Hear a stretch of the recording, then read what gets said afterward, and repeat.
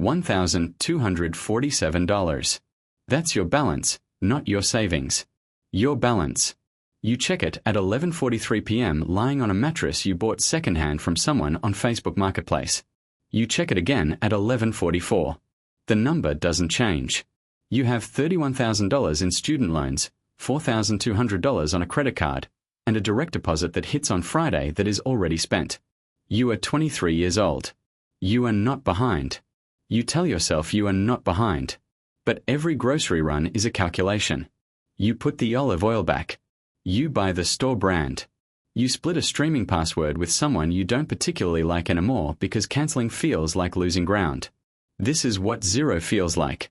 Not dramatic, not cinematic, just a low, constant hum of arithmetic running underneath everything you do. You don't talk about money. Nobody does at this level, but everybody is doing the same math. You watch your bank app more than your messages. You know your account number by heart. You move $200 to savings and move it back 3 days later. This is the level where money is not a tool. Money is the air. Either you have enough or you're already suffocating and you can't always tell which one it is. The first rule, at zero, your relationship with money is entirely emotional. And emotional decisions compound in the wrong direction. You get the raise, not a big one, $6,000 a year before tax. It lands as $387 extra per month. You felt rich for approximately one afternoon. Then the car needs $900 in brake pads and rotors. You learn that expenses expand to meet whatever space you make for them. You pay off the smallest card, $1,200. You screenshot the zero balance. You send it to nobody because nobody would understand why this screenshot means what it means to you. But it means everything. Because for the first time, a number moved in the right direction because of a decision you made. That's the beginning. You crossed $10,000 in savings for the first time. You're 26. You've never had 5 figures before. Not once. You check the balance constantly for the first week. Not out of anxiety this time. Out of disbelief. You don't do anything with it. You just let it sit there. The psychological weight of $10,000 when you've never had it is disproportionate to the number itself. You feel like you've crossed into a different category of person. You haven't. But you feel it. You start reading. Not self-help, not motivation, actual books about how money moves. You learn what an index fund is.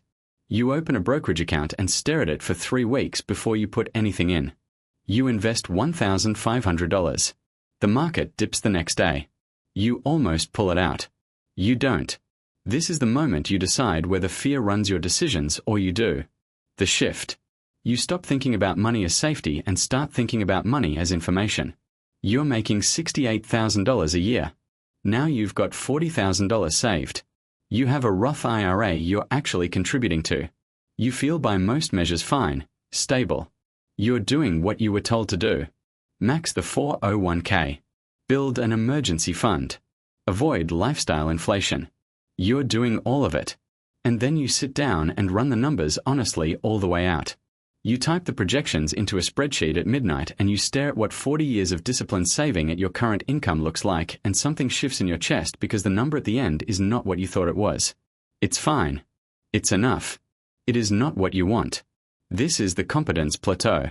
You are good at surviving. You are not yet good at building. The second rule, salary is a ceiling dressed up as a floor. The moment you see it clearly, you cannot unsee it. You start a side project. You don't call it a business. It's just a thing you do on weekends that makes $400 a month, then $900, then $1,700. You don't tell your employer. You don't tell most people. You reinvest everything back into it for 14 months. You eat the same lunches. You don't upgrade anything. Your net worth crosses $80,000, then $110,000. You start feeling the gap between where you are and where a salary alone would have taken you. The gap is where the leverage lives. Your investments return $3,800 in a single year without you doing anything. You've had months where your side income was higher than your paycheck. You know what an asset is now, not theoretically. Physically, something you built or bought that earns while you sleep. Your relationship with time changes. You start measuring hours differently. Every hour spent on something that doesn't compound is an hour the machine isn't running. You cross $150,000 in net worth. You're 32. You have a rental property with $44,000 in equity, a brokerage account sitting at $61,000, a business generating $6,200 a month. You still drive the same car. You don't tell people about any of this. You've noticed that talking about money at this level makes people strange, either envious or dismissive. Neither is useful. You start saying no to things that used to be automatic yeses. A destination wedding you can't afford without liquidating something. A group holiday where everyone splits cost equally and you'd be subsidizing 3 people. A business opportunity pitched by a friend who doesn't understand cash flow. No. You feel the friction in the relationships. You feel it and you stay quiet and you say no anyway. The shift.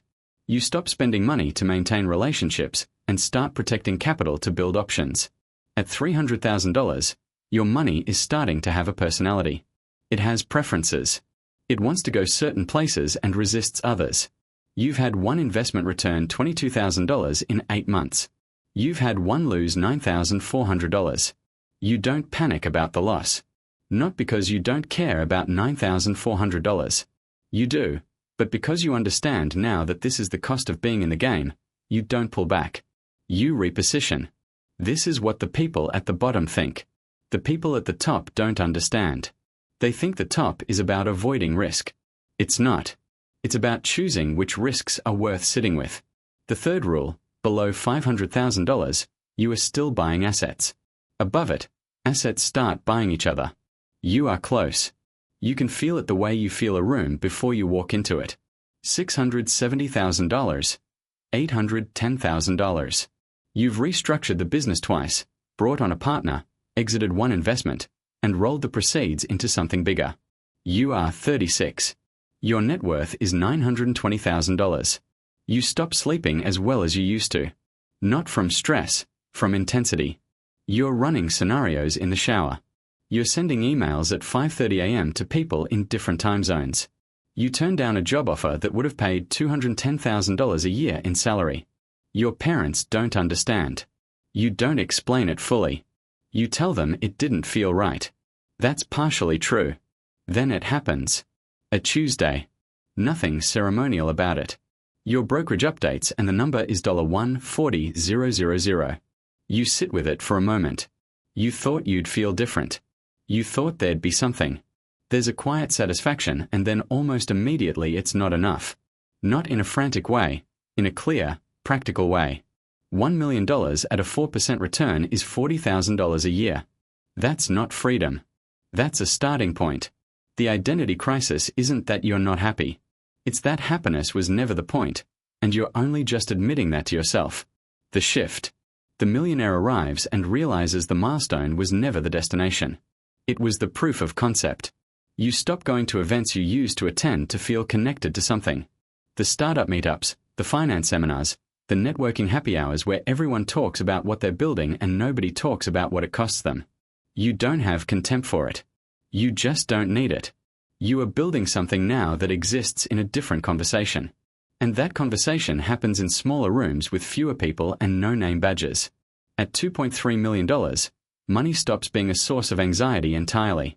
For the first time in your adult life, it is simply a resource. The way time is a resource, the way attention is a resource. You don't think about your checking balance. You think about allocation. Where is the capital positioned? What is its return profile? What are you not seeing? You hire a wealth manager, then fire him when you realize you know more than he does about your own situation.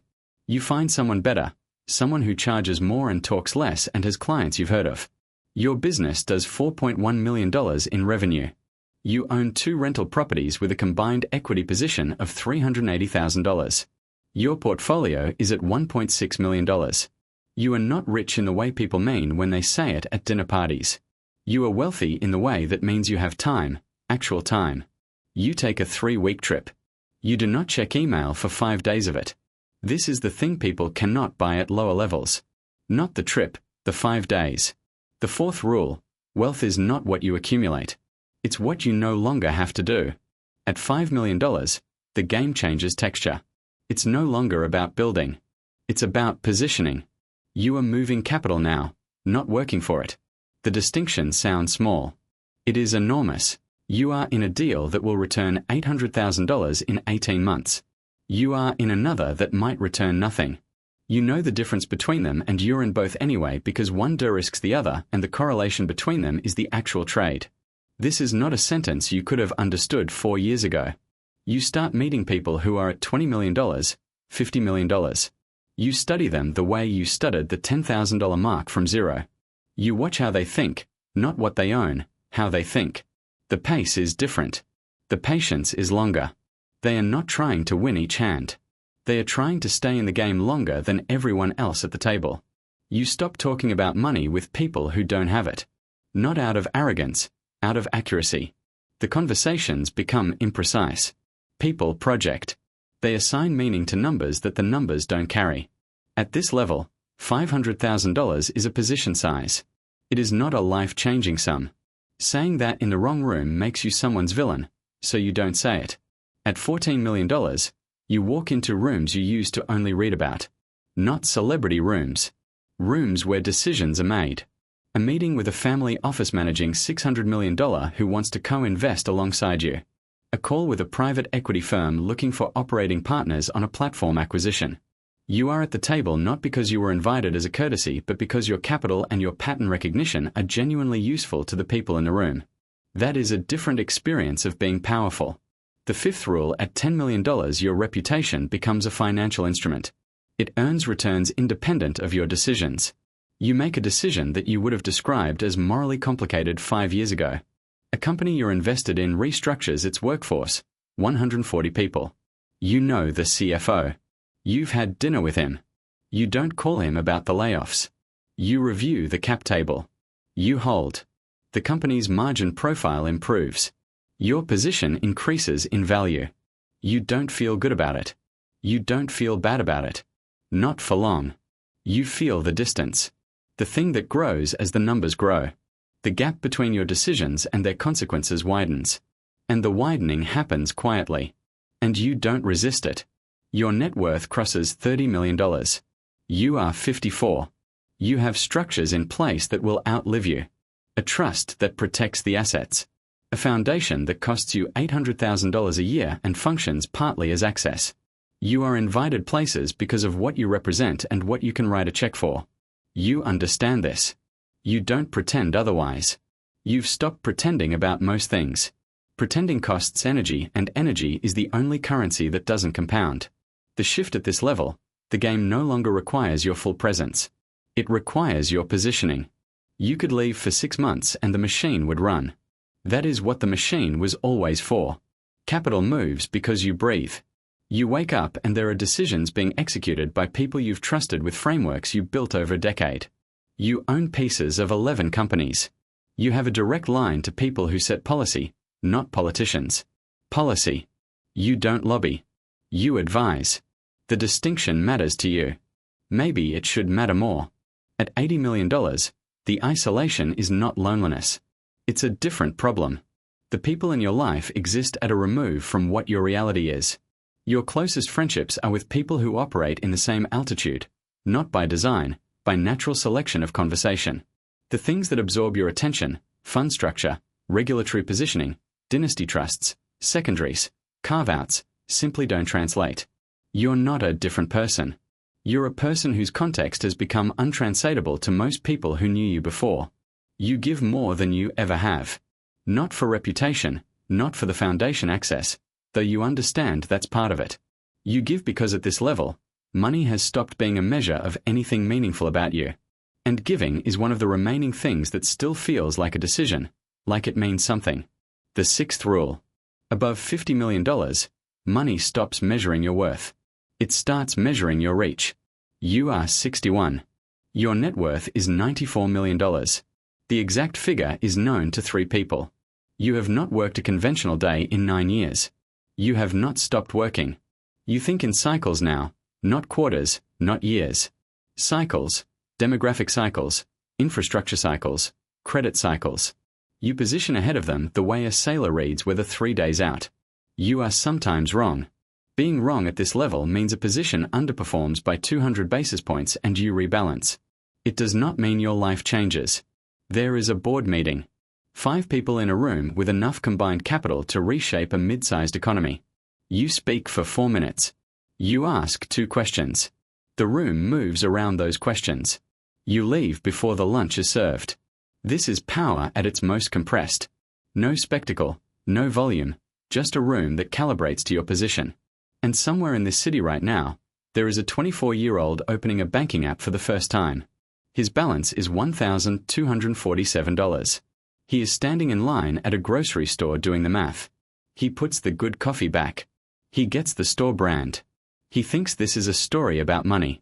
He thinks if he just makes more of it, something will resolve.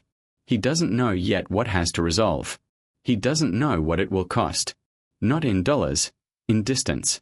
In the gap that opens between who you are at the beginning and who you have to become to reach the end. The machine doesn't ask if you're ready. Doesn't ask if the trade is worth it. It opens every morning and it takes whoever shows up. And whoever shows up consistently, patiently, without flinching, without stopping to ask the question everyone else is asking, they compound. The money compounds and so does everything else.